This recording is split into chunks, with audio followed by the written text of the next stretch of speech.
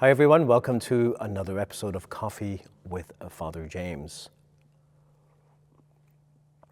I know I'm drinking coffee in church, but don't tell anyone. It's for a good cause. And I am, after all, drinking from my Holy Spirit coffee cup, my Let the Fire Fall coffee mug. The Holy Spirit is a theme, obviously, of Pentecost. But you know, Pentecost is not just a feast day of the church. It's the lived reality of the church. The church can only be fully alive in and through the power of the Holy Spirit.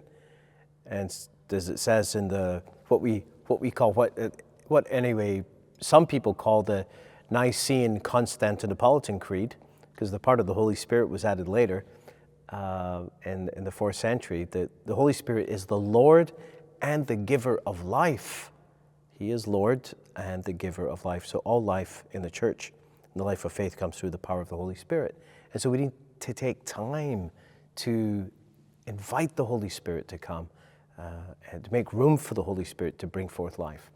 This past week in the Mass readings, we heard Jesus tell a parable about the fig tree that wasn't bearing fruit, and how the owner came for 3 years, and he's like, "Hey, I came here for lunch and hasn't produced any fruit in 3 years. Cut it down."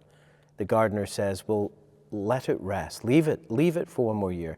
Let me dig around it, put some manure, and we'll see what happens."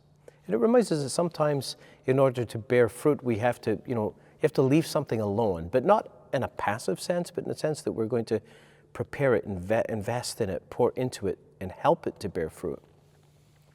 It's what the season of Lent is, really. It's a time to rest, a time to take a break from our usual activities. During this past week, we've been engaging in a Lenten Parish mission, which has been a tremendous experience for many of our parishioners. And for many of you who might want to join us online or have been joining us online, we've had Mallon with us. She hails from London, England, originally from Yorkshire, and she is a leader in evangelization in the church, in the global church. The topics of evangelization and leadership, and on the work of the Holy Spirit. And those of you familiar with Divine Renovation that should ring a bell with you. So it's been a great joy to have Michelle with us. She is gentle, funny, dynamic, and yet very powerful. Yeah, gentle and powerful, because it's not her, it's the Lord showing up. And as I'm recording this video, I'm recording this on a Monday. We started the mission last night, looked at the topic of love, of God's love, God's unconditional, overwhelming love, God's transforming love. And tonight we're looking at the topic of outrageous grace, is the title, outrageous grace. And then on Tuesday night, we're looking at the topic of courageous faith. Courageous faith. And so I'd like to send a message to our parishioners. If you were able to be a part of the mission, I invite you to continue to unpack what the Lord has done in your life. I said last night, we had a very powerful time of prayer. A number of people came up to me and said, this has been transformational. In one sense, we had about 200 people here last night, and 200 things happened last night. And some of them we won't know for a while, because God has made a divine appointment with everyone. And God, see, that's one of the benefits of being infinite. And being infinite is one of the job descriptions of being God. When you're infinite, you can relate to every finite being, like me and you, as if we were the only people that ever existed. We can get almost, from a human perspective, all of God's attention.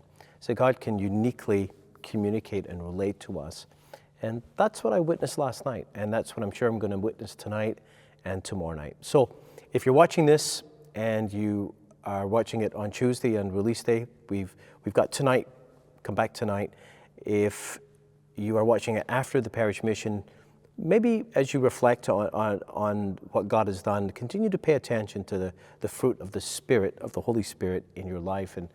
And also, for those of you who are not able to be a part of our parish mission, why don't you check the links in the description here below, and you can follow along, that you can experience a little bit of what we experienced here in this very place.